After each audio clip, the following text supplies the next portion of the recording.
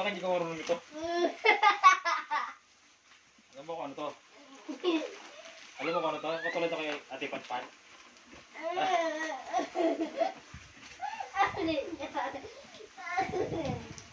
Ay, hindi pwede kayo. Maliit ka pa eh.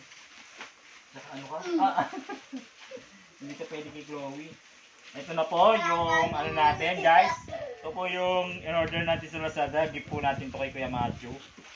Sa birthday niya po. Titingnan po natin kung maganda. Si Chloe, hindi pwede po kay Chloe to. Si pangit po siya.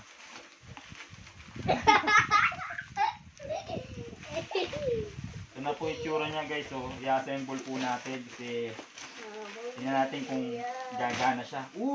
My goodness! Uy, pwede sa girl. Nakalagay, pwede sa girl.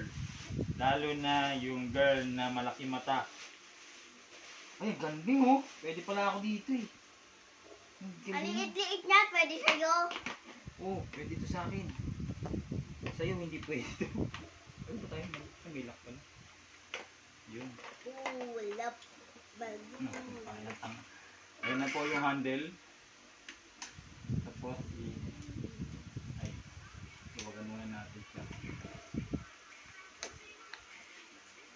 Tapos po niyan, papasok po natin siya dito.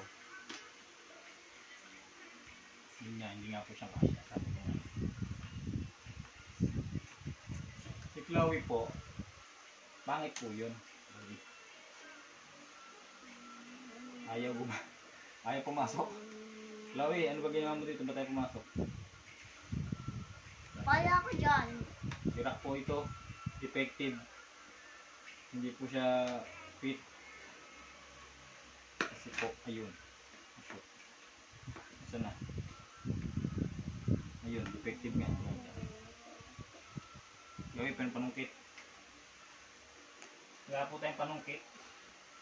Paano po yan? Ala, bumaon. May gulay.